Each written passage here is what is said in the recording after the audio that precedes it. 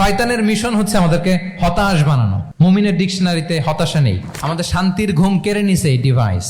আল্লাহর দেয়া ফিতরাতকে ধ্বংস করার সবচেয়ে জঘন্যতম এই নতুন যে আইডিওলজি, এটা হচ্ছে ট্রান্স। আমাদের বোনদেরকে প্ররোচিত করা হচ্ছে, তাদের সামনে আইডিয়া হাজির করা হচ্ছে যে নারী যত বেশি নগ্ন হতে পারে সে তত বড় সাহসী নারী।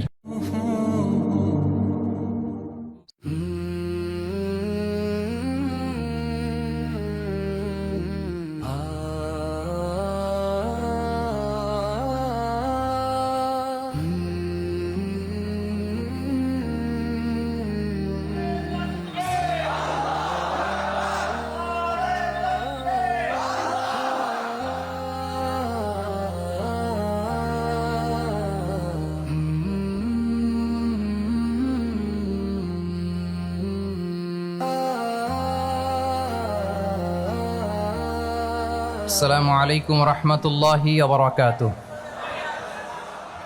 নাহমাদুহু ওয়া নুসাল্লি আলা রাসূলিহিল কারীম, আম্মা বা'দু, ফাআউযু বিল্লাহি মিনাশ শাইতানির রাজীম। বিসমিল্লাহির রহমানির রহিম। আল ইয়াওমা আকমালতু লাকুম দীনাকুম ওয়া আতমামতু আলাইকুম নি'মাতি ওয়া রাদিতু লাকুমুল ইসলাম দীনা। সাদাকাল্লাহুল আযীম। আপনারা খুব চমৎকার সেমিনারের একটা টপিক নির্ধারণ করেছেন যে আধুনিক যুগে ইসলামিক লাইফস্টাইল। শুরুতে আমি ইসলামিক লাইফস্টাইল বলতে আসলে কি বোঝায় এই আইডিয়াটাকে, কনসেপ্টটাকে ক্লিয়ার করে আমি আমার মূল আলোচনায় যাব ইনশাআল্লাহ বিইذনিল্লাহ। খুব সহজে যদি বলি, ইসলামিক লাইফস্টাইল হচ্ছে যে লাইফস্টাইল কোরআন সুন্নাহ থেকে উৎসারিত এবং যে লাইফস্টাইল হচ্ছে এন্ডোর্সড বাই ইসলাম, যে লাইফস্টাইল আমাদের প্রিয় নবী মুহাম্মদ রাসূলুল্লাহ সাল্লাল্লাহু আলাইহি ওয়া আলিহি ওয়াসাল্লাম তিনি নিজে লিড করে দেখিয়েছেন আমাদেরকে। এটাই হচ্ছে ইসলামিক লাইফস্টাইল।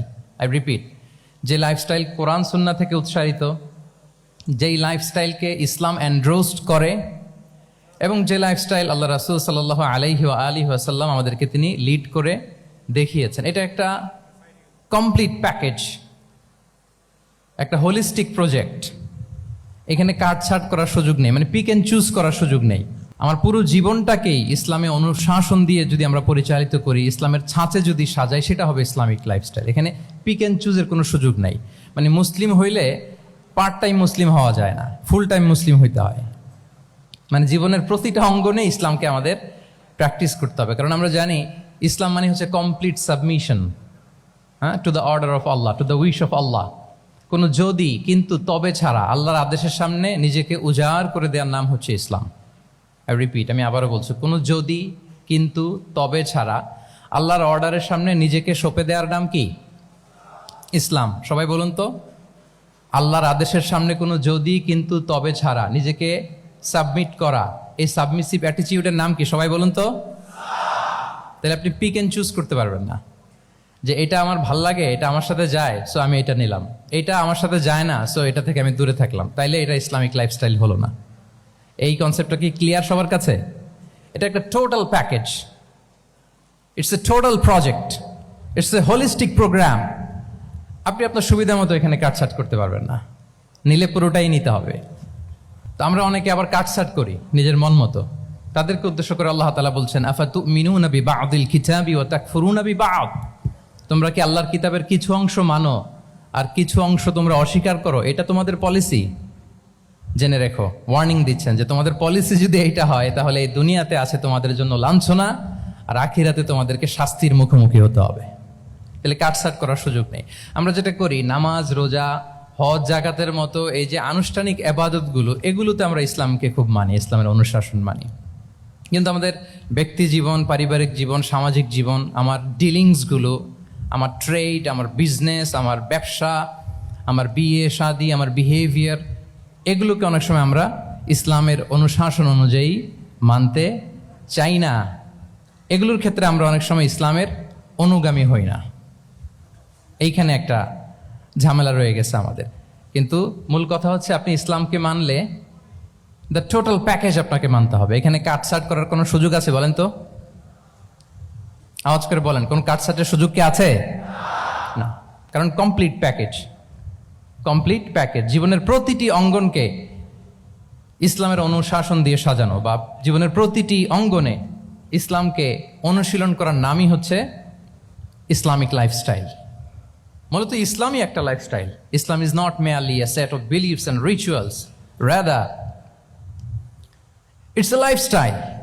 ইসলাম নিজেই একটা lifestyle that emphasizes justice, spirituality, integrity and modesty. আপনি যদি নিতে চান আপনাকে পুরোটাই নিতে হবে, তাহলে কাটছাট করার সুযোগ নেই। এটা হচ্ছে প্রথম, the first and foremost reminder tonight, যে ইসলাম একটা টোটাল প্যাকেজ, একটা কমপ্লিট প্রোগ্রাম, একটা হোলিস্টিক প্রোগ্রাম। এখানে পিক অ্যান্ড চুজ করতে পারবো না আমরা। আপনি যদি আমাকে ইসলামী লাইফস্টাইলের উপরেই সেমিনারে কথা বলতে বলেন, I must say you have to take the entire package, পুরোটাই আপনাকে নিতে হবে। এই আইডিয়াটা ক্লিয়ার হয়েছে আমাদের সবার কাছে? সবার কাছে ক্লিয়ার তো? তাহলে পিক অ্যান্ড চুজ করবো নাকি? শুনি নাই সবার কাছ থেকে। পিক অ্যান্ড চুজ করা যাবে? কাটছাট করা যাবে? কিছু কিছু রুলস এন্ড রেগুলেশন আমার খুব ভালো লাগে, আমার জন্য খুব সুবিধা হয়, ওইটা নিলাম, বাকিগুলা কাটছাট করে দিলাম। তার মানে সহজভাবে পার্ট টাইম মুসলিম হওয়ার কোনো সুযোগ নেই, হলে ফুল টাইম হতে হবে। কাস্টমাইজড ইসলামের কোনো সুযোগ নেই, টোটাল প্যাকেজটাকে আমার অ্যাডাপ্ট করতে হবে। এটা হচ্ছে ইসলামিক লাইফস্টাইল। তো আজকের এই সেমিনারে আমি কিছু ট্রেটস বা the core values of Islamic lifestyle আপনাদের সাথে শেয়ার করবার চেষ্টা করব, যাতে করে ব্যাপারটা আরও ক্রিস্টাল ক্লিয়ার হয় যে আসলে what is Islamic lifestyle all about. আসলে এটা কি, কিভাবে এটা আমরা অ্যাডাপ্ট করব, কিভাবে এটার সাথে নিজেকে খাপ খাওয়াবো, কিভাবে এটা আমরা প্র্যাকটিস করব। তাহলে প্রাথমিক কথা অলরেডি ডান, যে কাটছাট আমরা করব না, পিক অ্যান্ড চুজ করব না, টোটাল প্রোগ্রামটাই আমরা নেওয়ার চেষ্টা করব। তো এখন আমরা কিছু কোর ভ্যালিউজের কথা বলবো, যেগুলো দিয়ে ইসলামিক লাইফস্টাইলের মূল ধরনটা আমাদের কাছে ক্লিয়ার হবে। ইসলামিক লাইফস্টাইলের কথা যদি আমাদেরকে বলতে হয়, প্রথম যেই ট্রেট, যে ক্যারেক্টারিস্টিক্স বা ভ্যালিউর কথা আমাকে বলতে হবে, সেটা হচ্ছে দ্য কনসেপ্ট অফ হালাল and haram. If there is no halal and হারাম, there is no Islamic lifestyle, for sure I am telling you. যদি হালাল হারাম না থাকে, এটা যদি আমরা মেনটেন না করি, এটা কোশ্চিনকালেও ইসলামিক লাইফস্টাইল হবে না। আপনাকে হারাম থেকে যোজন যোজন দূরে থাকতে হবে, আর হালাল দিয়ে জীবনটাকে সাজাতে হবে। কারণ যেখানেই হালাল সেখানেই বারাকা। আই রিপিট, আমি আবারও বলছি, যেখানেই হালাল সেটার মধ্যে কি? হারামে কোনো বারাকা আছে? হারামে আছে অস্থিরতা, সাময়িক উন্মাদনা, এর ভেতরে বারাকা নাই। হালালের ভেতরে আল্লাহ তাআলা বারাকা ঢুকিয়ে দিয়েছেন। আচ্ছা, আপনারা বলুন তো, গরুর গোশত খাওয়া এটা হালাল না হারাম? হালাল। কুকুরের গোশত খাওয়া হালাল না হারাম? আচ্ছা, গরু বছরে বাচ্চা দেয় কয়টা? গাভী? আচ্ছা, একটা। কুকুর দেয় কয়টা? কয়টা? 7টা, 8টা, 10টা? ফ্যামিলি প্ল্যানিং নাই তো? দেদারসে দিচ্ছে। আচ্ছা, গরু হালাল, কুকুর হারাম। গরু বাচ্চা দেয় কয়টা? কুকুর দেদারসে দিচ্ছে। তারপরেও বলেন, আমাদের এই যে বাংলাদেশে আমাদের কুরবানির ঈদে লক্ষ লক্ষ গরু জবাই হয়, বিয়ের অনুষ্ঠানগুলোতে এত গরুর গোশত আমরা খাই, আর প্রতিদিনের চাহিদা মেটানোর জন্য তো কত গরু কোরবানি করা হয়। এরপরে বলেন, বাংলাদেশে গরু বেশি না কুকুর বেশি? সবাই বলেন, গরু বেশি না কুকুর বেশি? কারণ কি? হালাল। কারণ কি? এই হালালে বরকত ঢুকিয়ে দিয়েছে কে?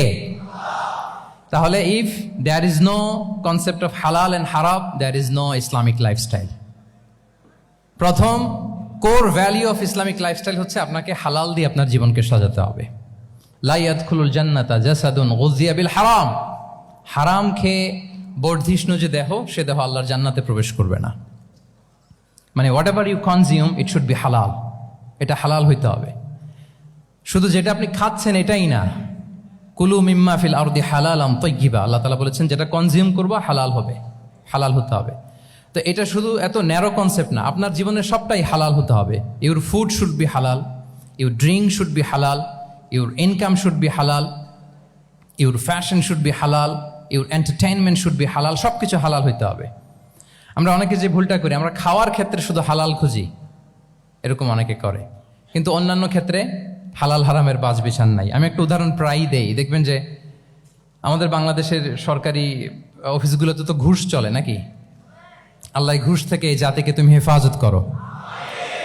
আচ্ছা, দেখবেন যে আমাদের বিভিন্ন সরকারি অফিসগুলোর মুসলিম কর্মকর্তারা, তারা ওয়াইন খায় না।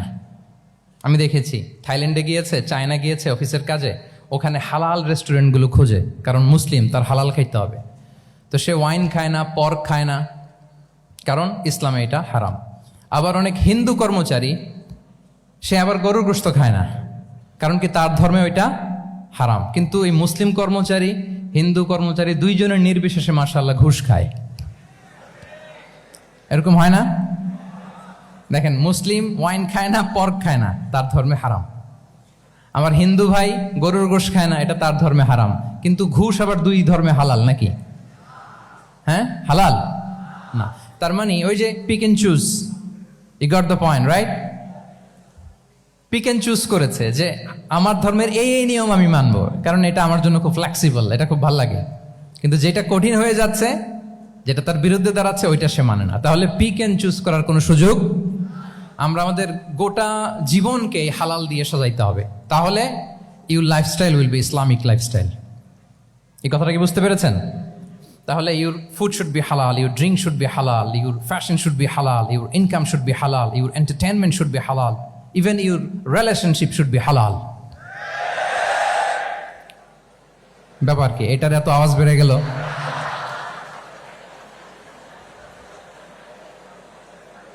এটা কমন পড়ে গেছে নাকি? আচ্ছা বলেন, হালাল রিলেশনশিপ কোনটা বলেন? এই যে, এই তো আসল জায়গায় হাত দিছি বোধহয়। আমাদের শিক্ষার্থী বন্ধুদের মধ্যে বিবাহিত আছি আমরা? হ্যাঁ, কারা কারা আছি দেখি তো। মাশাআল্লাহ, মাশাআল্লাহ, ঠিক আছে, ঠিক আছে। আমাদের বোনরা উপরে আছেন, মাশাআল্লাহ, অনেকে হাত তুলেছেন, আলহামদুলিল্লাহ। এই তো আমাদের যারা হাত তুলছেন তাদের জন্য একটা তাকবীর দেই আমরা, আল্লাহু আকবার। এই যে আপনারাই বলেছেন, আমার কোনো লিগ্যাল অপিনিয়ন দেওয়ার প্রয়োজন হচ্ছে না, যে হালাল রিলেশনশিপ হচ্ছে বিয়ে। তাহলে বিয়ের বাইরে যদি আমার কোনো রিলেশনশিপ থাকে, হালাল না হারাম? ফতোয়া দিচ্ছে কে? আমি? আপনারাই দিচ্ছেন। বলেন, বিবাহ পরবর্তী কোনো যদি এক্সট্রা ম্যারিটাল রিলেশনশিপ থাকে, এটা ইসলামে হালাল না হারাম? তাইলে pre marriage relationship, after marriage relationship, এটা শরীয়তে হারাম। তো এই হারাম যদি আমি এই হারামের সাথে যদি নিজেকে জুড়ে দেই, তাহলে আমার লাইফস্টাইল এটা ইসলামিক লাইফস্টাইল হতে পারে না। আমরা বিয়ের মতো পবিত্র বন্ধনের মধ্য দিয়ে আমরা আমাদের দাম্পত্য জীবনকে উপভোগ করব। আল্লাহ তৌফিক দান করুক। এই যে অনেকে হাত তুলে ফেলছে, মাশাআল্লাহ, তার মানে সেকেন্ড ইয়ারে আছে, ফার্স্ট ইয়ারে আছে, থার্ড ইয়ারে আছে, আলহামদুলিল্লাহ, হালাল রিলেশনশিপে তারা গিয়েছে, মাশাআল্লাহ। তাহলে হালাল এন্ড হারামের ব্যাপারে যদি আমরা বলি, আমাদের পুরো জীবনের প্রতিটি অঙ্গন আমরা হালাল দিয়ে সাজাবো। কি বলেন? পারা যাবে তো ইনশাআল্লাহ? হারামের সাথে আমাদের কোনো সম্পর্ক আছে? হ্যাঁ, আমরা সবকিছু হালাল দিয়ে সাজাবো তো? হারামকে আমরা না বলে দিব, না, নো। আজকের এই জহির রায়হান মিলনায়তনের এই হলরুম থেকে হারামকে আমরা লাল কার্ড দেখাই দিলাম। কি বলেন? হারামকে আমরা নো বলবো, আওয়াজ করে বলুন, নো। ওকে, নো টু হারাম। তাহলে দ্য কনসেপ্ট অফ হালাল এন্ড হারাম আশা করি আমাদের কাছে ক্লিয়ার। আমরা হালাল দিয়ে নিজেদের জীবনকে সাজাবো, হারামের সাথে আমাদের কোনো সম্পর্ক নাই। তাহলে একটা ট্রেইট আমরা শেয়ার করলাম, একটা কোর ভ্যালু শেয়ার করলাম, যে আমরা যদি হালাল মেনটেন করতে পারি আমাদের জীবনে, এটা হচ্ছে one of the core values of Islamic lifestyle. 2 নম্বর হচ্ছে, ইসলামিক লাইফস্টাইলটা বেসিকলি এটা একটা প্রোডাক্টিভ লাইফস্টাইল। ইসলামী লাইফস্টাইল আমাদেরকে প্রোডাক্টিভ হতে উদ্বুদ্ধ করে। আপনার দিন শুরু হবে অনেক সকালে, প্রোডাক্টিভিটি নিয়ে অনেক লম্বা আলোচনা করা যেতে পারে। আমি ছোট্ট একটা পয়েন্ট যদি আজকের এই হলরুমে শেয়ার করি প্রোডাক্টিভিটি নিয়ে, যে ইসলামিক লাইফস্টাইল হচ্ছে আপনি একেবারে সকাল সকাল আপনার দিন শুরু করবেন। Early to bed and early to rise makes a man healthy wealthy. সবাই তো শিখেছি এটা, যে আগে আগে ঘুমোতে যাও, আগে আগে ঘুম থেকে জাগো, তুমি ধনী হবে, তারপর তুমি প্রজ্ঞাবান হবে, তুমি সুস্বাস্থ্যের অধিকারী হবে। এটা হচ্ছে ইসলামিক লাইফস্টাইলের একটা কোর ভ্যালিউ। সকাল সকাল দিন শুরু করা, মানে সানরাইজের আগে আমার সকাল শুরু হবে। কাজী নজরুলের যে কবিতা, সূর্যি মামা জাগার আগে উঠবো আমি জেগে, পড়েছি আমরা সবাই, কিন্তু হয়তো মানা হয় না। তো এই যে সকাল সকাল ঘুম থেকে ওঠা, এটা যদি আপনার মধ্যে না থাকে, এটা ইসলামিক লাইফস্টাইল হতে পারে না। You must be a morning person. সকাল সকাল উঠতে হবে। আপনার সময় এমনভাবে মেনটেন করবেন আপনি যে সকাল সকাল ফজরের পর থেকে আপনি অ্যাক্টিভ। তার মানে you have to wake up early, you have to sleep early. একজন মর্নিং পারসন যদি না হন, এটা ইসলামিক লাইফস্টাইল হবে না। এর কারণ আল্লাহ রাসূল সাল্লাল্লাহু আলাইহি ওয়া আলিহি ওয়াসাল্লাম আমাদেরকে সকালে জেগে থাকার ব্যাপারে ইন্সপায়ার করেছেন এবং তিনি দোয়া করেছেন এই উম্মার জন্য স্পেশালি, যে এই সময়টা এটা full of baraka, full of blessings. তিনি দোয়া করেছেন আল্লাহুম্মা বারিক লি উম্মতি ফি বুকুরিহা। আল্লাহ এই উম্মতের বুকুরটা মানে সকালের সময়টা, লেটস সে সানরাইজের পরে 3-4 ঘন্টা, এই সময়টাকে আল্লাহ আপনি বরকত দিয়ে ভরে দেন। এই সময়টাতে ঘুমানো যাবে না, এটা হচ্ছে বরকতের সময়। এবং আল্লাহ রাসূল সাল্লাল্লাহু আলাইহি সাল্লাম যদি কোনো সামরিক অভিযান প্রেরণ করতেন, এই টাইমে প্রেরণ করতেন, এই বুকুরের টাইমে।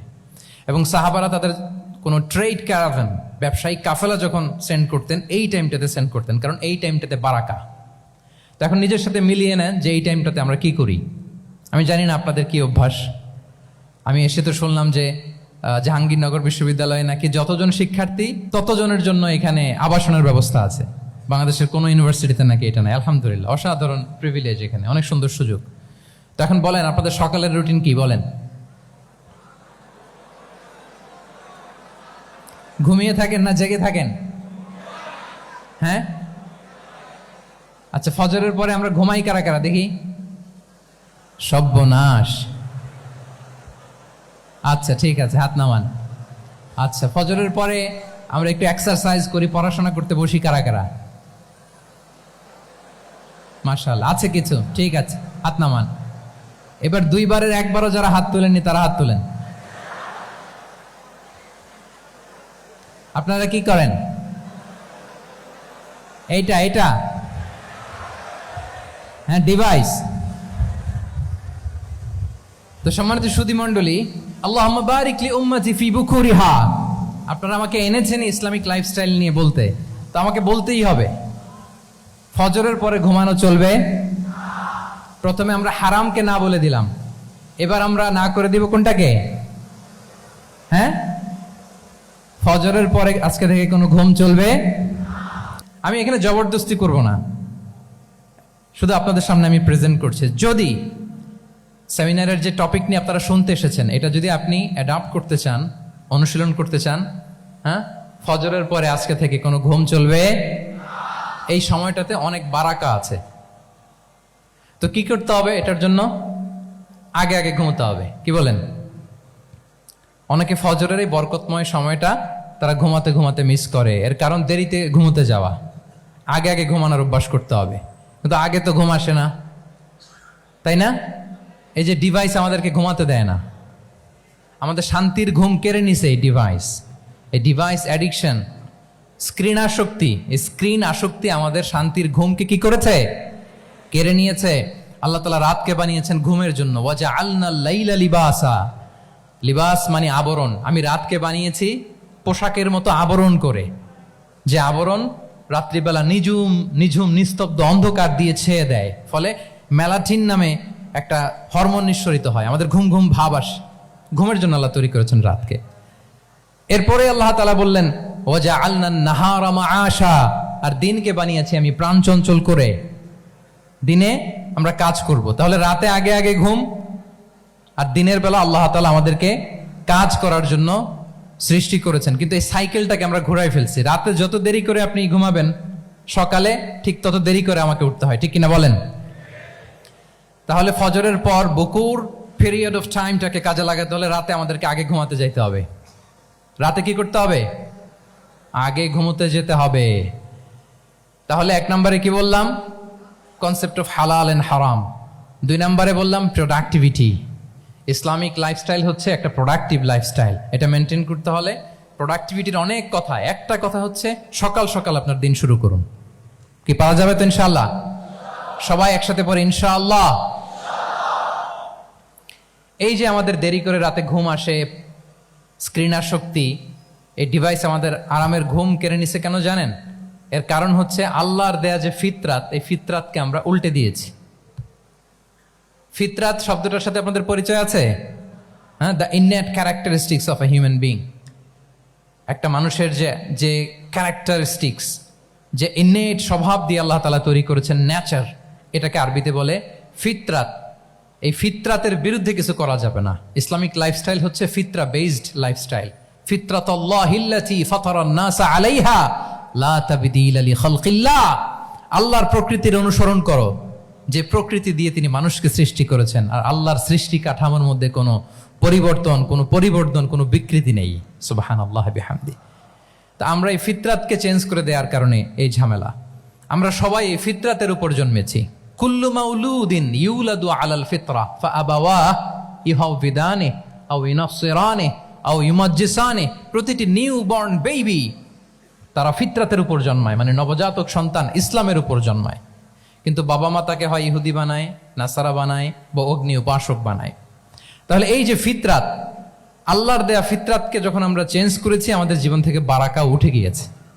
ফিতরাতকে যদি আরো সহজ করে আমি আপনাদেরকে বুঝাই, তাহলে ফিতরাত হচ্ছে যা কিছু স্বাভাবিক, যা কিছু কল্যাণকর, যা কিছু ভালো, তাই ফিতরাত। আই রিপিট, সুপ্রিয় শিক্ষার্থী বন্ধুরা, ফিতরাত হচ্ছে যা কিছু স্বাভাবিক, যা কিছু ভালো, যা কিছু কল্যাণকর, তাই কি? তাই ফিতরাত। এই যে এখন আরবি কোন মাস চলছে বলেন তো? রজব। এই রজব মাসের ২৬ তারিখ দিবাগত রাত্রে আল্লাহ রাসূল সাল্লাল্লাহু আলাইহি ওয়াসাল্লাম ঊর্ধ্ব জগতের একটা ভিজিটে গিয়েছিলেন। আমরা জানি না সবাই? হ্যাঁ, ইসরা মেরাজের কথা আমরা জানি। সো এই মেরাজ রজনীতে আল্লাহ রাসূল সাল্লাল্লাহু আলাইহি ওয়া আলিহি ওয়াসাল্লাম ফিতরাত, মানে what is the essence of ফিতরা, এটা বোঝানোর জন্য হাদিসটা আমি শেয়ার করছি। মেরাজে যখন গেলেন, জিবরিল আলাইহিস সালাম ওনাকে 2টা পেয়ালা দিলেন। তিনি বললেন, উচিতু বি ইনাআইন, আমাকে 2টি পেয়ালা দেয়া হলো। ফি আহাদিহিমা লাবান ওয়া ফিল আখারি খামর। এক পেয়ালায় ছিল দুধ, আরেক পেয়ালায় ছিল মদ। ফা আখাযতুল লাবান ওয়া শারিবতু। যখন 2টা অপশন দেয়া হলো, 2টা পেয়ালা, আমি দুধের পেয়ালাটা নিলাম এবং সেটা পান করলাম। তখন জিবরিল আলাইহিস সালাম বললেন, আসাবতাল ফিতরা, মানে you are guided to the fitra, আপনি সঠিকটাই নিয়েছেন। যেটা ফিতরা, যেটা নেওয়া উচিত, আপনি ওইটাই নিয়েছেন। তাহলে এখন আরো সহজ হবে। যদি 2টা পেয়ালা দেয়া হয়, একটা মদের পেয়ালা আর একটা দুধের পেয়ালা, তো আমরা নিব কোনটা বলেন? হ্যাঁ, তাইলেই ফিতরা হবে। তাহলে কি হবে? তাহলে যেটা স্বাভাবিক, যেটা কল্যাণকর, যেটা আমাদের জন্য ভালো, সেটা হচ্ছে ফিতরাত। তাহলে মদের পেয়ালা, দুধের পেয়ালা, কোনটা নিব? সবাই নিব তো নাকি? আমাদের রুচির যে দুর্ভিক্ষ চলতেছে, অনেকে মদের পেয়ালাই নিয়ে নিবে। কি বলেন? আছে না একদল, তারা কি করে? ওইটা চুজ করে ফেলবে। এবার বলেন, আমরা কোন পেয়ালা নিব, মদের না দুধের? আমাদের ঐতিহ্য, আমাদের রুচি, আমাদের মূল্যবোধকে ধ্বংসের যত আয়োজন দরকার, সব সেটআপ চারদিকে আছে। আল্লাহর ফিতরাতকে ধ্বংস করে দেওয়ার শয়তানি সব আয়োজন আমাদের চারিদিকে। বাট আপনাকে রাইট থিংটা চুজ করতে হবে। তাহলে রাসূল সাল্লাল্লাহু আলাইহি ওয়াসাল্লামকে দুধ দেয়া হলো, মদ দেয়া হলো, তিনি নিলেন দুধের পেয়ালা। তাহলে এটা হচ্ছে ফিতরাত। এটা কি? ফিতরাত। এভাবে সবকিছু চেঞ্জ করে দেয়া হয়েছে।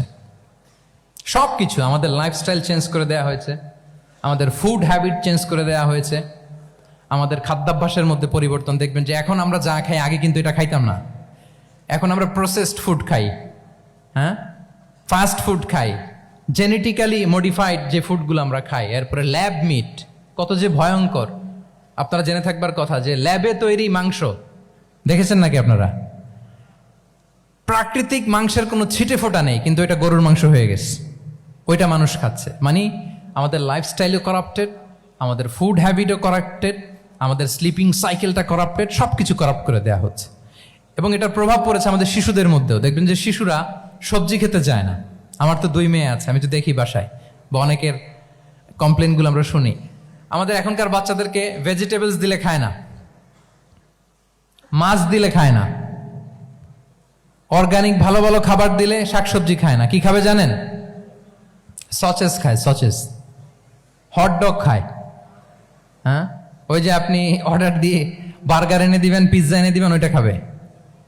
তারপর ইনস্ট্যান্ট নুডলস খাবে, স্যুপ খাবে, ফ্রোজেন যত মিল আছে এগুলো খাবে, টিনজাত খাবার যেগুলো দীর্ঘদিন সংরক্ষণ করে রাখা হয়। তো বলেন, আজ থেকে 30 বছর আগে আমাদের বড়রা কিংবা আমাদের শিশুরা, আমরা কেউ কি এই খাবার খেয়েছি বলেন তো? আওয়াজ করেন, খেয়েছি কেউ? They changed the entire system. কেন আমরা ইসলামিক লাইফস্টাইল নিয়ে কথা বলছি এখন? কারণ আমাদের পুরো সিস্টেমটাই, আমাদের পুরো ফিতরাতটাই ওরা চেঞ্জ করে দিয়েছে। তারপর ডিভাইস ছাড়া বাচ্চারা খেতে চায় না, কার্টুন দেখে দেখে খাওয়াতে হয় ওদের। কি বলেন? আচ্ছা বলেন তো, আজ থেকে 30 বছর পেছনে ব্যাক টু দ্য হিস্ট্রিতে যদি আমরা যাই, 70-এর দশকে, 80-র দশকে বাংলাদেশের কোনো একটা গ্রামের কথা, একটা পল্লীর কথা আপনি একটু চিন্তা করেন তো। রাত 8টার দিকে, 9টার দিকে আপনি ওই গ্রামের কাউকে খুঁজে পাবেন? 70-এর দশকে, 80-র দশকে একটা গ্রামের পরিবেশের কথা যদি চিন্তা করেন, রাত 8টায় সবার কি অবস্থা বলেন তো? আপনি তো ঘুম খুঁজে পান না, আপনার তো ইনসমনিয়া। আমাদের এখন ট্যাবলেট খাওয়া লাগে না ঘুমের জন্য? আমাদের তো ইনসমনিয়া হয়ে গেছে এখন। কিন্তু আজ থেকে বেশি দূরে না, 30 বছর আগের একটা গ্রামীণ পরিবেশের রাত 8টার পরিবেশ হচ্ছে সবাই ঘুম। আমরা তারও 2 বা 3 ঘন্টা পরে ডিনার করব, কিন্তু ওনাদের মাগরিবের আগে বা পরে ডিনার করে ফেলছে, এশার নামাজ পড়েই কি 1-2 জন না, পুরো গ্রাম জামাতে ঘুম। পুরো গ্রাম জামাতের সাথে ঘুম। তো যে লোকটা 8টার দিকে ঘুমালো, উঠবে কখন বলেন? রাত 3টার পর ওর ঘুম আসবে? আর হ্যাঁ, ঘুমেরও তো একটা লজ্জা শরমের ব্যাপার আছে, আর কত থাকবে এখানে? কি বলেন? আপনি তো ঘুমাতে যান রাত 2টায়, আর আজ থেকে 30 বছর আগে আমার বাংলাদেশের একটা গ্রামীণ পরিবেশে রাত 8টার দিকে সবাই ঘুম। আমরা এখন যেই টাইমটাতে ঘুমোতে যাই, ওই সময় ওনাদের অর্ধেক ঘুম শেষ। ফজরের নামাজ পড়ে আমাদের বাপ চাচারা কি করতো? হ্যাঁ, একটু ব্যাক টু দ্য হিস্ট্রিতে তাকান না। ফজরের নামাজ পড়ে এক বল পান্তা ভাত খাইতো। আমরা তো এখন এতটুক খাইলে আমাদের এটা বার্ন করার জন্য দৌড়াইতে হয় 5 কিলো, জিমনেশিয়ামে যাইতে হয়, কত আয়োজন, কত ওয়ার্কআউট করা লাগে। এক বল কাঁচামরিচ দিয়ে, পোড়ামরিচ দিয়ে ভাত খেয়ে চলে যাইতো ফসল খেতে। দুপুরে আবার এক বল, খাইতে বসলেই এক বল। আমরা সারা মাসে খেতে পারি না এক বল। আচ্ছা, কি খেত? খাওয়ার আইটেমটা দেখেন তো, কোনো ফরমালিন আছে? কথা বলেন। কোনো মেডিসিন ছিল না, একেবারে ফ্রেশ, হ্যাঁ, পিওর অর্গানিক। নিজেদের মাঠ থেকে আনা যে ধান, ঢেকি ছাটার ধান দিয়ে ভাত খেত। বাড়ির পুকুরের মাছ, কোনো ফরমালিন নাই। নিজের চাষ করা সবজি খেত, গোয়ালের দুধ খেত। আমরা অনেকে মনে করি যে আমাদের এই যে সায়েন্স অ্যান্ড টেকনোলজিক্যাল অ্যাডভান্সমেন্টের যুগে আমরা বোধহয় খুব সুখে আছি, আমাদের দাদা পরদাদারা বোধহয় এত সুখ করে যায় নাই। ওনারা যে সুখ করে গেছে তা আমরা চোখেও দেখি নাই। আমার দাদা পরদাদারা যে সুখে লাইফ লিড করেছে তার অর্ধেকও আমরা করতে পারি না। তারাই আসলে শান্তির, সুখের, আনন্দের সময়টা তারা কাটিয়েছে। তাহলে সম্মানিত সুধী মণ্ডলী, পুরো আমি আপনাদেরকে বোঝানোর চেষ্টা করছি যে ইসলামিক লাইফস্টাইল নিয়ে why we should talk about Islamic lifestyle. কারণ পুরো সিস্টেমটাকে তারা করাপ্ট করেছে। ওদের ফুড হ্যাবিট, ওদের লাইফস্টাইল, ওদের স্লিপিং স্টাইল সব চেঞ্জ করেছে। তো এই জন্য আল্লাহর দেয়া ফিতরাতকে যেন আমরা প্রিজার্ভ করি, আমরা সচেতন হই। এখনই যদি সচেতন না হই, ডিজাস্টার আমাদের জন্য অপেক্ষা করছে। Just wait and see. তাহলে ইসলামিক লাইফস্টাইল হচ্ছে একটা ফিতরা বেসড লাইফস্টাইল। এই ফিতরাকে আমাদেরকে প্রিজার্ভ করতে হবে। তাহলে 3টা পয়েন্ট বলে ফেলছি অলরেডি, যদি আপনাদের মনে থাকে। প্রথমে কি বলেছিলাম? হালাল, হালাল দিয়ে জীবন সাজাবো। 2 নম্বরে প্রোডাক্টিভিটির জন্য কি করব? রাতে দেরি করে ঘুমাবো, তাহলে আগে আগে ঘুমাবো, ফলে আগে আগে ঘুম থেকে জেগে কাজ শুরু করব। 3 নম্বরে ফিতরা, মানে আল্লাহর দেয়া প্রাকৃতিক যে নিয়ম, মানে আলোর সাথে সাথে আমার জীবন শুরু, আলো নাই আমিও ঘুমায় পড়বো। কি বলেন? আপনি উন্নত দেশে তো তাই হয়। জাপানে আমি কয়েকবার গিয়েছি, আগে আগে ঘুমায় পড়ে। ইভেন আমেরিকাতে আমি কয়েকবার গিয়েছি, অনেক অনেক শহরে 8টার পরে সুপার শপ বন্ধ, 8টার পরে ঘুম এরা। আমরা হাঁটছি কোন দিকে? আমরা একটু নিজেদেরকে প্রশ্ন করি। তাহলে 3 নম্বর হচ্ছে ফিতরা বেসড যে লাইফস্টাইল, এটার দিকে আমাদেরকে ফিরে আসতে হবে। 4 নম্বর হচ্ছে মডেস্টি, শালীনতা। One of the core values of Islamic lifestyle. এই শালীনতা আমরা হারাতে বসেছি। মডেস্টি বললে অনেকে শুধু কাপড় চোপড় নিয়ে চিন্তা করে যে ছোট কাপড়, বড় কাপড়। Modesty is not about only clothing, but also your behaviour, your dealing, your overall character. শুধু আপনি মডেস্টি, শালীনতা বললে কাপড় চোপড় নিয়ে চিন্তা করবেন না। এটা আপনার মডেস্টি ইন ইউর স্পিচ, আপনার কথার মধ্যেও শব্দ চয়নে মডেস্টি থাকতে হবে, আপনার বিহেভিয়ারে মডেস্টি থাকতে হবে, আপনার ডিলিংসে মডেস্টি থাকতে হবে। এই শালীনতা আমরা হারাচ্ছি। তার বিপরীতে আমাদের সমাজে অশ্লীলতার প্রসার হচ্ছে, লাজুকতা হারিয়ে যাচ্ছে। লাজুকতা, লজ্জা শরম থাকা, এটা যে কত বড় নেয়ামা, যেই জাতি একবার এটা হারিয়ে ফেলে আর কোনো কিছু দিয়ে জোড়াতালি দিয়ে এটা তারা রিভাইভ করতে পারে না। এই যে ওয়েস্ট তো এখন যা যা আমাদেরকে শিখাইছে, যেটাকে আমরা স্ট্যান্ডার্ড মনে করি, আবার তারা ফিরতেছে। এই যে ডিভাইসের কথা বলছি না, আপনি অস্ট্রেলিয়ার খোঁজ খবর নেন, যারা খোঁজ নিয়েছেন তারা জানেন আন্ডার 16 কোনো বাচ্চা সোশ্যাল মিডিয়া ইউজ করতে পারে না অস্ট্রেলিয়াতে। 1 মাস অ্যাপ্লাই করে, কান্ট্রি ওয়াইড অ্যাপ্লাই করে দেখায় ফেলছে। Facebook, including Facebook, WhatsApp, Twitter, TikTok, 10টা অ্যাপস যেগুলো বাচ্চাদের মধ্যে এডিকশন নিয়ে আসে, এগুলো সব বন্ধ। জানেন এই নিউজটা? জানেন? মানে ফিরতেছে, উল্টা ফিরতেছে। এই যে শালীনতার কথা আমরা বলি, এটা হারাচ্ছে। রাসূল সাল্লাল্লাহু আলাইহি ওয়াসাল্লাম বলেন, যার শালীনতা নাই, ইযা লাম তাস্তাহি ফাসনা মা শি'তা, যখন তোমার লজ্জা শরম থাকবে না, যা মনে চায় তাই করো।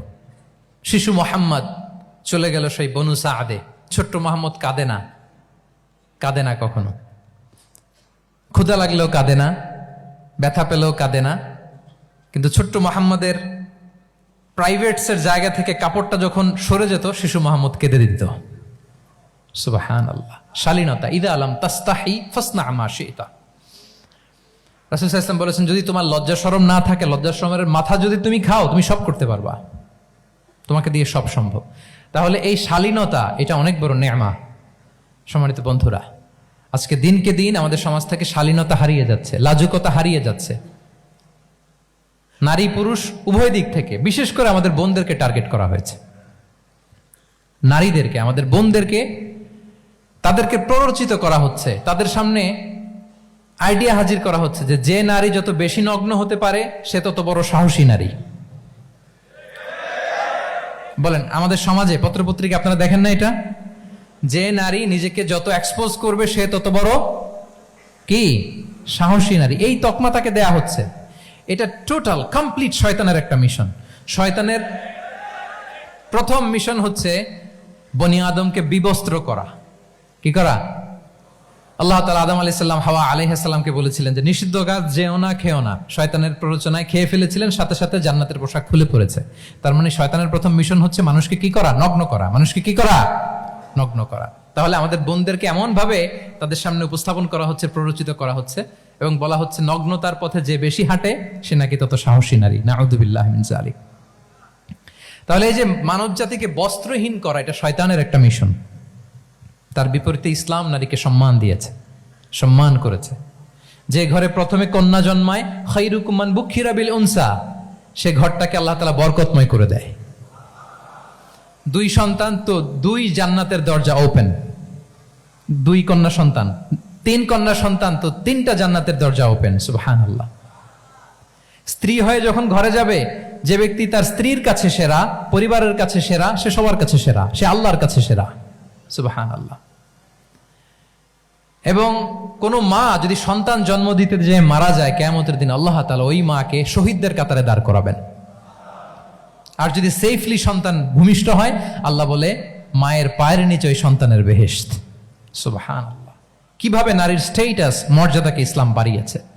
এবং এই যে ইসলাম যে নারীকে যে ভিআইপি হিসেবে কনসিডার করে, হ্যাঁ, ইসলামের দেয়া নারীর ড্রেস কোড নিয়ে আমাদের অনেকের কত কথা, কত ক্রিটিক।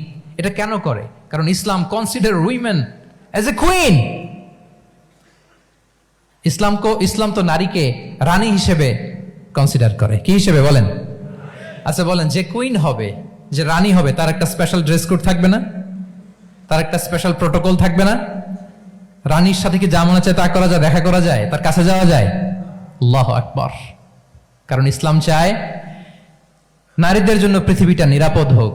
ইসলাম চায় নিজ গৃহে বা কর্মক্ষেত্রে নারীরা নিরাপদ থাক। ইসলামের যত ভ্যালিউজ আছে, যত রুলস এন্ড রেগুলেশন আছে, এটা আমাদের ভালোর জন্য, মানব জাতির কল্যাণের জন্য। তাহলে এই অশ্লীলতা থেকে আমাদের যোজন যোজন দূরে থাকতে হবে। If you talk about Islamic lifestyle, আমাদেরকে শালীনতা, মডেস্টি ফিরিয়ে আনতে হবে। You have to maintain modesty. আমি যদি আরো ডিপে যাই, দেখেন এই যে প্রত্যেকের হাতে এক একটা করে পর্ন হাব হয়ে গেছে এখন, হয়েছে না? পর্নোগ্রাফির সয়লাভ, বিকৃত যৌনাচারের সয়লাভ। এখন নতুন নামে, নতুন মোড়কে, এলজিবিটি আমাদের সমাজে নানা মোড়কে আমাদের সামনে উপস্থাপন করা হচ্ছে।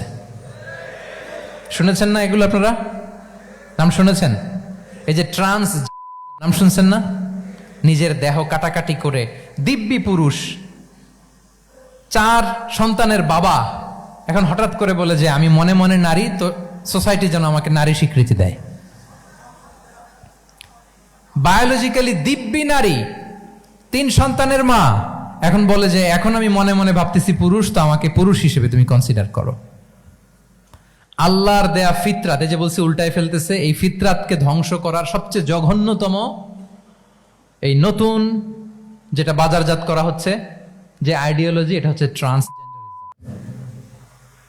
অধিকারের মোড়কে, তাও আসতেছে কিভাবে, কিসের মোড়কে বলেন তো? রাইটস এর কথা বলে, যে এটা একটা রাইটস। এজন্য সম্মানিত সুধীমণ্ডলী, শালীনতার কোনো বিকল্প নেই। If you want to take care of yourself, if you want to take care of your family, your society, you have to maintain modesty. কোনো বিকল্প নেই, সাবধান হইতে হবে আমাদেরকে। তাহলে 4 নম্বরে কি? শালীনতা, মডেস্টি। শালীনতা হচ্ছে ইসলামিক লাইফস্টাইলের ভূষণ। এখন পরিকল্পিতভাবে এই শালীনতার কবর রচনা করা হচ্ছে আমাদের সমাজে। আপনারা কি রাগ করতেছেন? কথা ক্লিয়ারলি বুঝতে পারতেছেন? আমি যদি রয়ে সয়ে কথা বলি তা বুঝতে পারবেন আপনারা? ক্লিয়ারলি মেসেজগুলো আমি আপনাদের সামনে পৌঁছে দিচ্ছি। তাহলে কয়টা গেল? 4টা। হালাল, প্রোডাক্টিভিটি, প্রিজার্ভিং ফিতরা, এন্ড ফাইনালি মডেস্টি। 4টা কাভার। 5 নম্বরে হচ্ছে ইসলামিক লাইফস্টাইল যদি আমরা মেনটেন করি, we must have to be optimistic, hopeful, আশাবাদী হইতে হবে। মুমিনের ডিকশনারিতে হতাশা নেই। আমরা হতাশ হই না, আমরা নিরাশ হই না, আমরা ভরসা রাখি এক মহান সত্তার উপর। আওয়াজ করে বলুন, তিনি কে? শয়তানের মিশন হচ্ছে আমাদেরকে হতাশ বানানো। আমি স্টেজে ওঠার আগে সম্মানিত স্যার বলতেছিলেন যে আপনি একটু আশাবাদী করবেন আমাদের নারী শিক্ষার্থীদের ব্যাপারে, আমাদের ছেলে শিক্ষার্থীদের ব্যাপারে। কয়েকটা ইস্যু স্যার বললেন যে কিছু ফ্রাস্ট্রেশন তাদের মধ্যে কাজ করে। আজকে আপনাদের ডিকশনারি থেকে ফ্রাস্ট্রেশনকে একেবারে অমিট করে দিয়ে যাব। বলেন, বিশ্বাসীদের ডিকশনারিতে হতাশা বলে কোনো শব্দ আছে? ফ্রাস্ট্রেশন আছে? কারণ শয়তানের মিশন হচ্ছে আমাদেরকে হতাশ বানানো। কি বানানো? শয়তান আমাদেরকে আশাবাদী করতে চায় না, সে চায় আমরা যেন হতাশ হই। আমি ভুল করেছি, পাপ করেছি, অন্যায় করেছি, তো শয়তান সেই পাপের সাগরে আমাকে হাবুডুবু খাওয়াতে চায়, বলে আর অনেক ভুল হয়ে গেছে, অনেক দূর তুই চলে এসেছিস, আর আল্লাহ তোকে ক্ষমা করবে না, থাক এখানেই থাক, করতে থাক। এরকম শয়তান টেম্পটেশন দেয়, প্রভোকেশন করে। কিন্তু শয়তান জানে না যে আল্লাহর রহমতের দরিয়া কত বড়। শয়তানের মিশন হচ্ছে আমাদেরকে হতাশ বানানো, আর আল্লাহর বাণী আমাদের হৃদয়ে আশা জাগায়, আশাবাদী করে তোলে। আল্লাহর এই কিতাবের, কোরআনের প্রতিটি আয়াতে পরতে পরতে পাবেন আপনি মোটিভেশন, ইন্সপিরেশন। আল্লাহু আকবার। লা তাহজান ইন্নাল্লাহা মা'ানা। মনকে তুমি বুঝিয়ে বলো আল্লাহ আছেন আমার সাথে। জাহাঙ্গীরনগর বিশ্ববিদ্যালয়ের আমার সুপ্রিয় শিক্ষার্থী বন্ধুরা, এই বাক্যটি নিজের জীবনের জন্য, নিজের জীবনের সাথে সেট করে নেন। মনকে তুমি বুঝিয়ে বলো আল্লাহ আছেন আমার সাথে। বিপদে আপদে, আমাদের লাইফে আপস এন্ড ডাউনস থাকে, সব মুহূর্তে আমরা এই কথাটা খেয়াল করব যে কেউ যদি আমাকে হেল্প করার জন্য নাও থাকে, এক মহান সত্তা আছে। তিনি কে? আল্লাহ রাসূল সাল্লাল্লাহু আলাইহি ওয়াসাল্লাম, আবু বকর রাদিয়াল্লাহু তাআলা আনহু গারে সাউরে হিজরতের রাতে লুকিয়ে আছেন।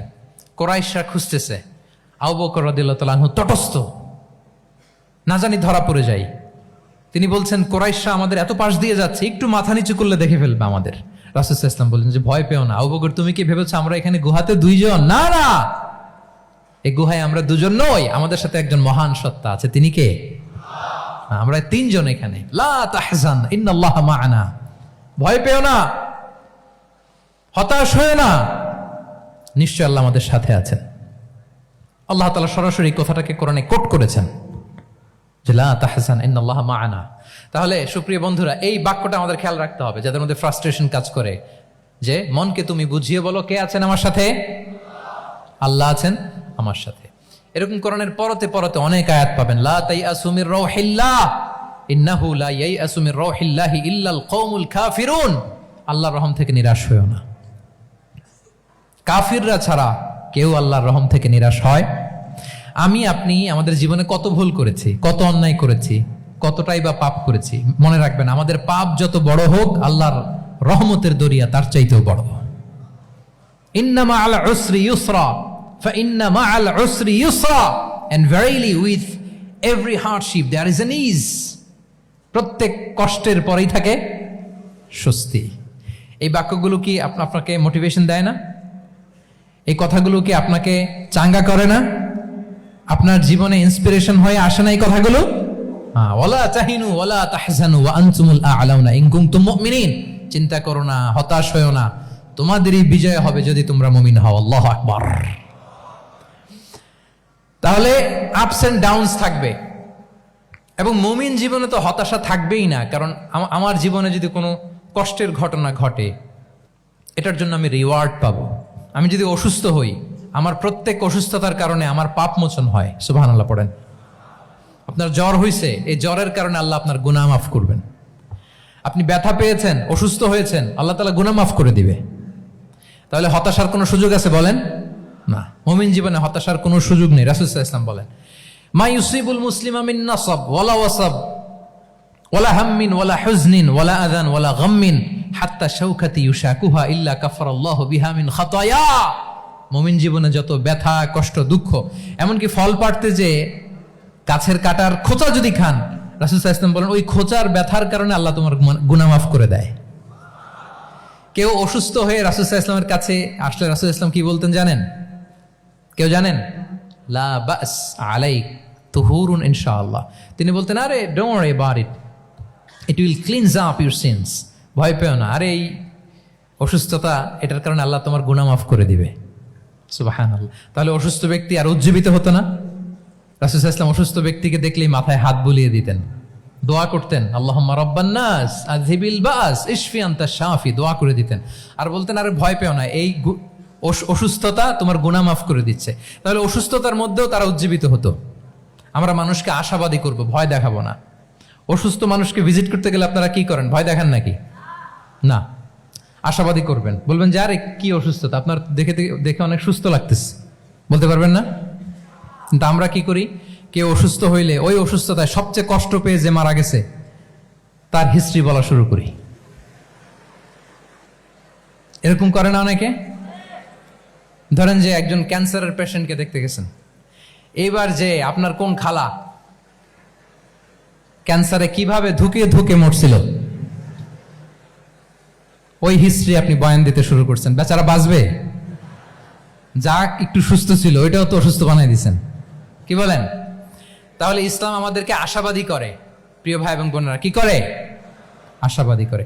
আমরা যদি আমাদের কোনো প্রিয়জনকে হারাই, আমরা আশাবাদী হয়েই হারাই, কারণ তাকে আমি চিরকালের জন্য হারাচ্ছি না। আপনি আপনার আব্বাকে হারাচ্ছেন, তো কি হয়েছে? বাপ হারায় তো কাঁদবে নাস্তিক।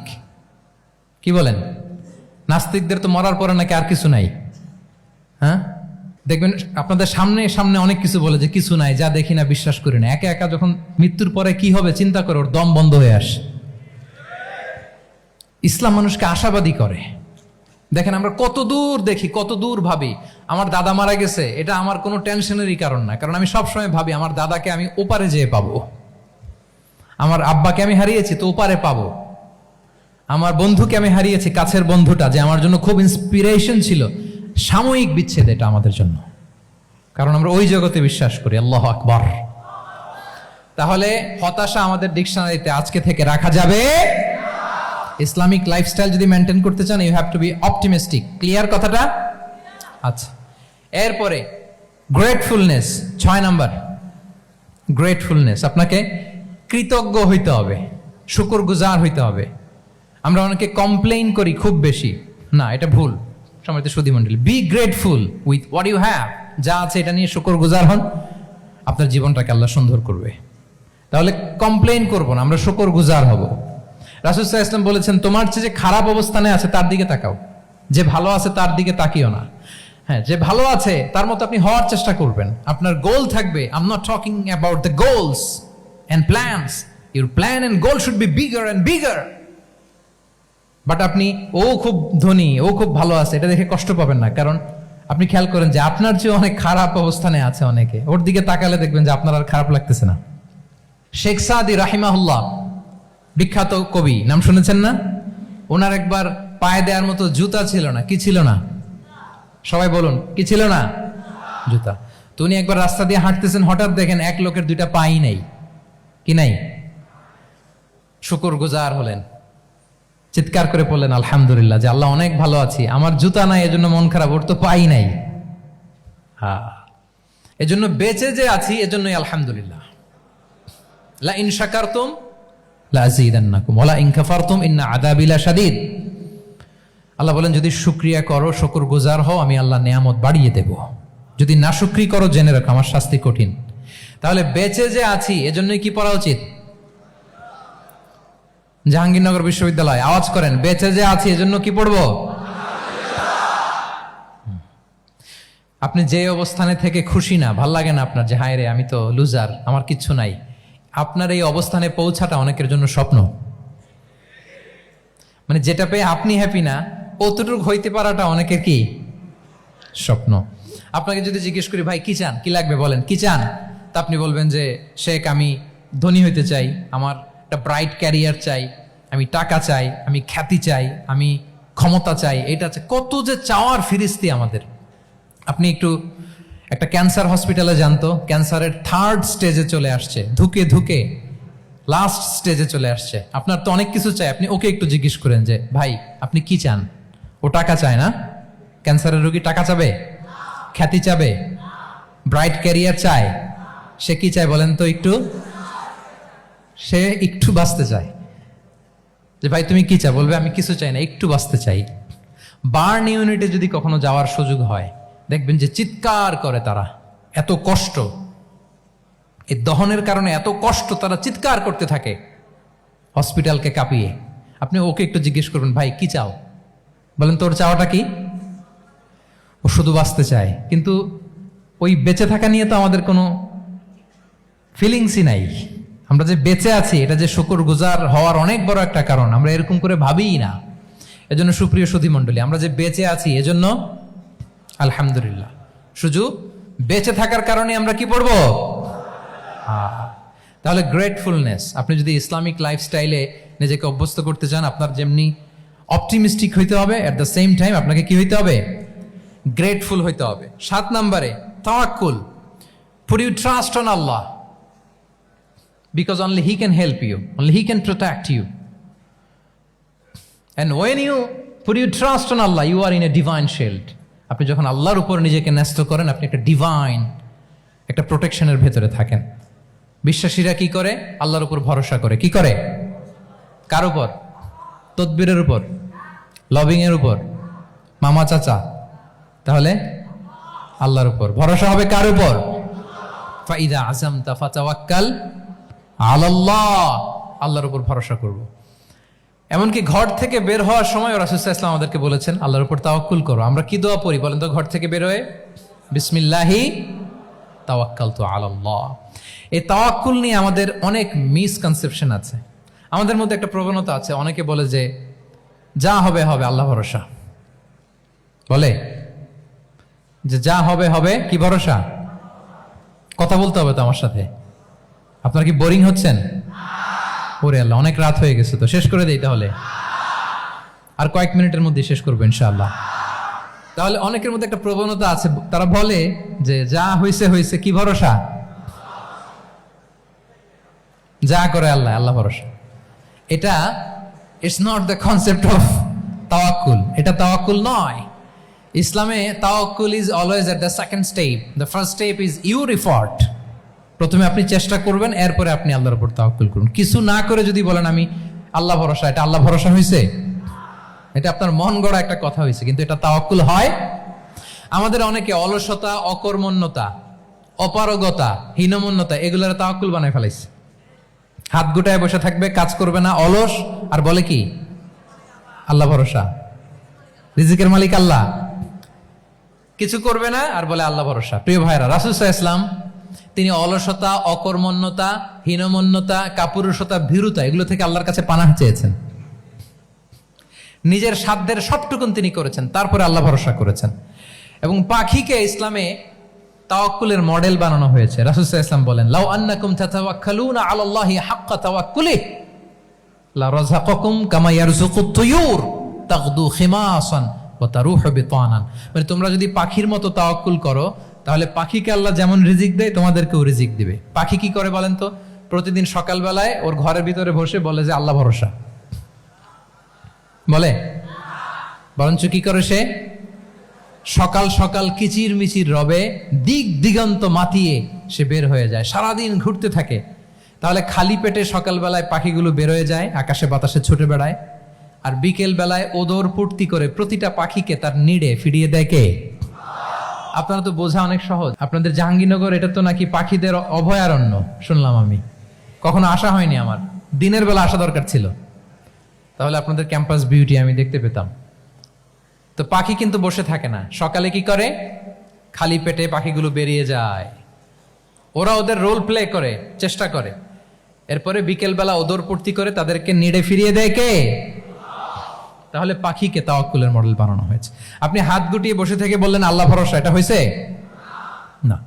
আপনি আপনার সর্বোচ্চটুকুন চেষ্টা করবেন, সব করার পরে এরপরে আপনি বলবেন আল্লাহ ভরসা। তাহলে তাওয়াক্কুল হলো প্রথমে যে কোনো জিনিস অ্যাচিভ করার জন্য পরিকল্পনা করা, তারপর সে পরিকল্পনা বাস্তবায়নের উপায় বের করা, তারপর বিভিন্ন উপায় উপকরণের সাহায্য নিয়ে সেটা অ্যাচিভ করার জন্য প্রাণান্তকর প্রচেষ্টা চালিয়ে যাওয়া, অবশেষে ফলাফলের জন্য কার উপর নির্ভর করা। দিস ইজ কল্ড তাওয়াক্কুল। এখন আমি কিছুই করলাম না, বললাম যে যা করে আল্লাহ, তাওয়াক্কুল হয়েছে তো না?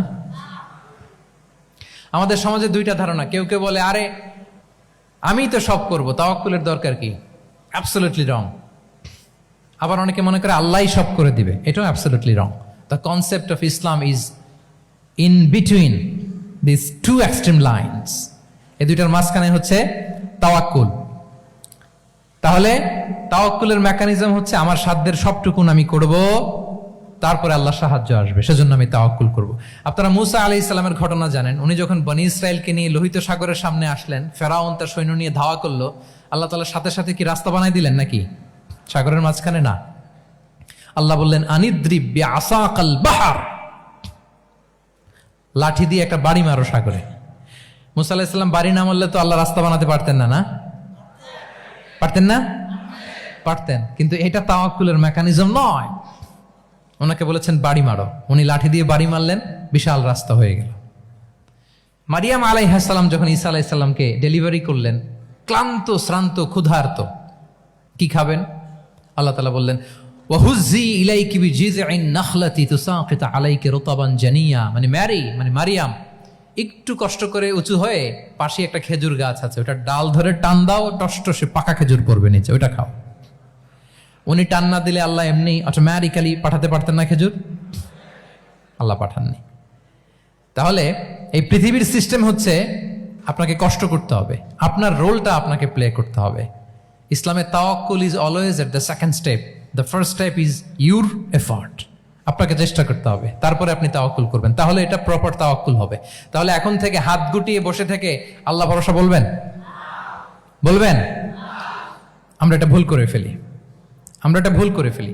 রাসূল সাল্লাল্লাহু আলাইহি ওয়াসাল্লাম, ওনার কাছে আল্লাহর সাহায্য আসতো, জিবরিল আলাইহিস সালাম আসতো, তারপরেও কখনো তিনি নিজের ভাগ্য আল্লাহর হাতে ছেড়ে দিতেন না। আমাদের মতো যা করে আল্লাহ ভরসা বলে কখনো নিজের ভাগ্য আল্লাহর হাতে ছেড়ে দিতেন, বরং নিজের সাধ্যের সবটুকুন দিয়ে তিনি চেষ্টা করতেন। তারপর তিনি ভরসা করতেন কার উপর?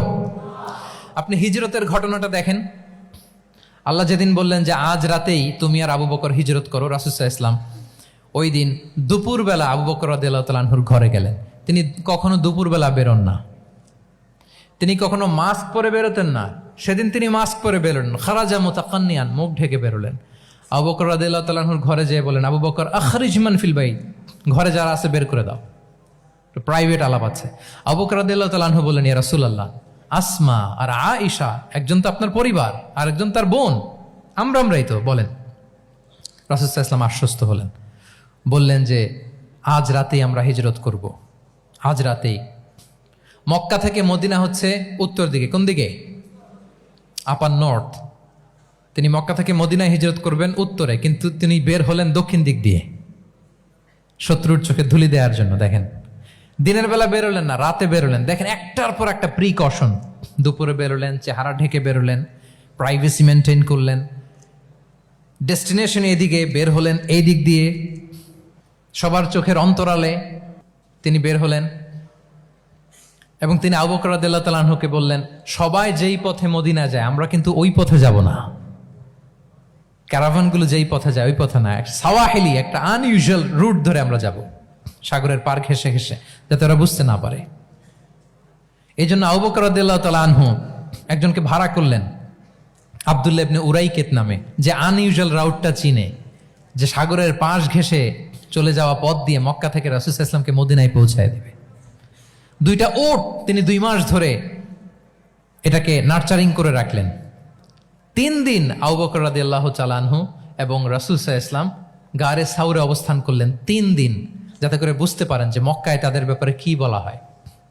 এবং আবু বকর রাদিয়াল্লাহু তাআলা আনহুর ছোট্ট ছেলে আব্দুল্লাহকে অ্যাসাইন করা হলো যে, আব্দুল্লাহ, তুমি তো ছোট মানুষ, তুমি প্রতিদিন মক্কার বাজারে যেয়ে শুনবা যে আমাদের ব্যাপারে কুরাইশরা কি বলে। নিশ্চয়ই তারা তন্ন তন্ন হয়ে আমাদেরকে খুঁজবে, না পেয়ে ওরা কি কি পলিসি নেয় এটা এসে আমাদেরকে জানাবা। সুবহানাল্লাহ। ছোট্ট আব্দুল্লাহ মক্কার বাজারে কে কি বলে শুনে গোয়েন্দার মতো করে, স্পাইয়ের মতো করে সে তথ্যগুলো নিয়ে, খাবার নিয়ে গারে সাউরে প্রতিদিন ইনফরমেশন পাস করে আসতো, আবার খাবার দিয়ে আসতো। আচ্ছা বলেন তো, এই ছোট্ট আব্দুল্লাহ যেই পথে যায়, মরুভূমির উপরে তার ফুটপ্রিন্ট আছে না, আব্দুল্লাহর ফুটপ্রিন্ট। তো কোরাইশরা তো তন্ন তন্ন হয়ে রাসূল সাল্লাল্লাহু আলাইহি ওয়াসাল্লামকে খুঁজতেছে, ডানে বায়ে সামনে পেছনে সব জায়গায়। তারা যদি আব্দুল্লাহর ছোট্ট পায়ের ছাপ পায় আর সেটাই যদি ফলো করে, তাহলে ডিরেক্টলি তারা কোথায় যেয়ে পৌঁছবে? রাসূল সাল্লাল্লাহু আলাইহি ওয়াসাল্লামের কাছে, গারে সাউরে। আল্লাহ রাসূল সাল্লাল্লাহু আলাইহি ওয়াসাল্লাম কি করলেন? আবু বকর রাদিয়াল্লাহু তাআলা আনহু কি করলেন? আমির ইবনে ফুহায়রা নামে আরেকটা লোককে অ্যাসাইন করলেন, যে 3 দিনের জন্য আব্দুল্লাহ যখন তথ্য নিয়ে খাবার দিয়ে চলে যাবে, আমির ইবনে ফুহায়রা, তোমার কাজ হচ্ছে যেই পথ দিয়ে আব্দুল্লাহ হেঁটেছে এই পথ দিয়ে তুমি আমাদের ছাগলগুলোকে একটু চড়াই দিবা। তাহলে ওখানে ওই বাচ্চার আর ফুটপ্রিন্ট থাকবে না, ওই ছাগলগুলোর পায়ের ছাপ থাকবে। অনেক লম্বা ঘটনা, এরকম একটার পর একটা প্রিকশন আল্লাহ রাসূল সাল্লাল্লাহু আলাইহি ওয়াসাল্লাম এবং আবু বকর রাদিয়াল্লাহু তাআলা আনহু ওনারা নিয়ে তারপরে হিজরতের পথে রওনা হয়েছেন। এবং যখন রওনা হয়েছেন, রাসূল সাল্লাল্লাহু আলাইহি ওয়াসাল্লাম ডানে বায়ে তাকান না, তিনি কোরআন তেলাওয়াত করছিলেন। হি ওয়াজ রিসাইটিং দ্য কোরআন, কারণ now he is in the state of তাওয়াক্কুল। এখন তিনি তাওয়াক্কুল করতেছেন। তাহলে বলেন তো, তাওয়াক্কুল কি শুরুতে না শেষে? তারপরে কতটা শেষে? আপনার চেষ্টা, আপনার তদবির, আপনার লবিং, আপনার এফর্ট, আপনার সাধ্যের নাগালে থাকা সব কিছু উজাড় করে দেওয়ার পরে আপনি বলবেন তাওয়াক্কালতু। আমরা করি কি? আমরা কি করি? আল্লাহ ভরসা। ভাই কি প্ল্যান আপনার? হুজুর আল্লাহ ভরসা। এবার বলেন, এটা হয়েছে? এটা কি আসলে দ্য প্রপার কনসেপ্ট অফ তাওয়াক্কুল হয়েছে প্রিয় ভাই এবং বোনেরা? হয় নাই। কারণ তাওয়াক্কুল is always at the second step. The first step is your effort. আপনি আপনার সাধ্যের সবটুকু করবেন, তারপর কি করবেন? ক্লিয়ার? সব শেষ। কথা হচ্ছে, আপনি যদি ইসলামিক লাইফস্টাইল মেনটেন করতে চান, আপনাকে উম্মাহ সেন্ট্রিক অ্যাটিটিউডের অধিকারী হইতে হবে। উম্মাহ সেন্ট্রিক। আমাদের মুসলিম উম্মাহ একটা দুঃখী উম্মাহ, নেতৃত্বহীন উম্মাহ, বলিষ্ঠ নেতৃত্বের অভাবে এদিক থেকে লাথি মারলে আমরা এদিকে যাই, এদিক থেকে মারলে এদিকে যাই। শুধু একটা স্ট্রং লিডারশিপের অভাব, ঠিক কিনা বলেন? এই যে আমাদের রোহিঙ্গা ভাইয়েরা 1 মিলিয়ন আসছে, 10 লাখ, এখন বোধহয় 2 মিলিয়ন প্লাস হয়ে গেছে বা 3 মিলিয়ন হয়ে গেছে। আমি গত মাসে গিয়েছিলাম রোহিঙ্গা ক্যাম্পে দেখার জন্য তাদের কি অবস্থা।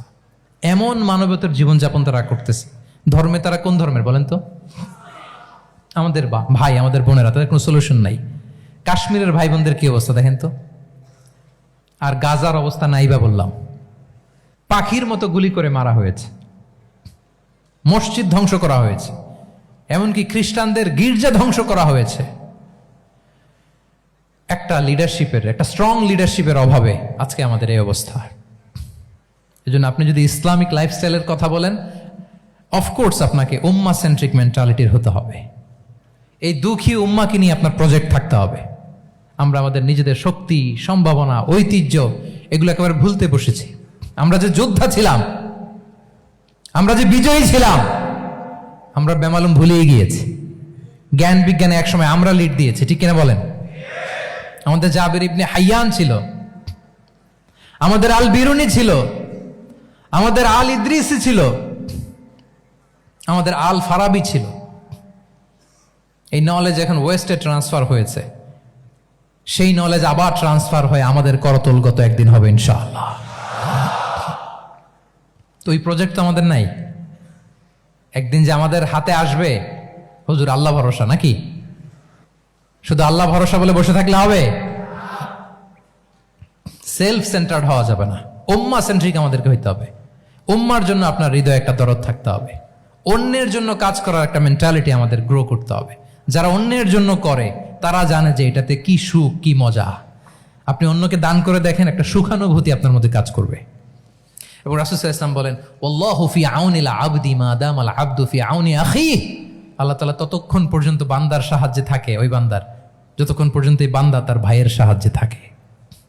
এজন্য আমাদের প্রতিটি কাজে, পদক্ষেপে আমাদের নির্যাতিত ভাইয়েরা যেন তারা আমাদের চিন্তায় থাকে, তারা যেন আমাদের দোয়ায় থাকে, আমাদের সহযোগিতায় থাকে, এবং উম্মার জাগরণে যেন নিবেদিত হয় আমাদের সকল এফোর্ট, সকল প্রজেক্ট, সকল প্রচেষ্টা। কি পারা যাবে কিনা বলেন?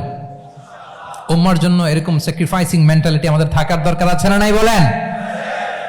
তাহলে উম্মাহ সেন্ট্রিক মেন্টালিটি আমাদের করতে হবে সম্মানিত সুধী মণ্ডলী। তাহলে ইসলামিক লাইফস্টাইল নিয়ে যদি আমরা কথা বলি, আমাদের উম্মাহ সেন্ট্রিক হওয়ার কোনো বিকল্প নাই। আমি যদি পুরো আলোচনার সামারি করি, তাহলে বলতে হবে, শুরুতে আমি যেটা বলেছিলাম যে এখানে পিক অ্যান্ড চুজ করে ইসলামিক লাইফস্টাইল অ্যাডাপ্ট করার আমাদের কোনো সুযোগ, মনে আছে যে কথা দিয়ে শুরু করেছিলাম? পিক অ্যান্ড চুজ করা যাবে মন মতো না, পুরোটাই মানতে হবে। এবং 8টা, মোস্ট লাইকলি 8টা core values of Islamic lifestyle আমি আপনাদের সাথে শেয়ার করেছি। একটু যদি রিকল করি, 1 নম্বরে কি বলেছিলাম বলেন তো? হালাল, হালাল মেনটেন করতে হবে, হারামের সাথে আমাদের কোনো সম্পর্ক। 2 নম্বরে প্রোডাক্টিভিটি। 3 নম্বরে ফিতরা বেসড লাইফস্টাইল হতে হবে। 4 নম্বরে মডেস্টি। 5 নম্বরে হতাশ হওয়া যাবে না, মনকে তুমি বুঝিয়ে বলো আল্লাহ আছেন আমার সাথে, অপটিমিজম। তারপরে আল্লাহর উপর ভরসা করা, গ্রেটফুলনেস। 7 নম্বরে কোনো কিছু না করে, হ্যাঁ, সব কিছু করার পরে, মাশাআল্লাহ, অ্যাবসলিউটলি রাইট আনসার। সব কিছু আমার সাধ্যের সবটুকুন করার পরে কি করব?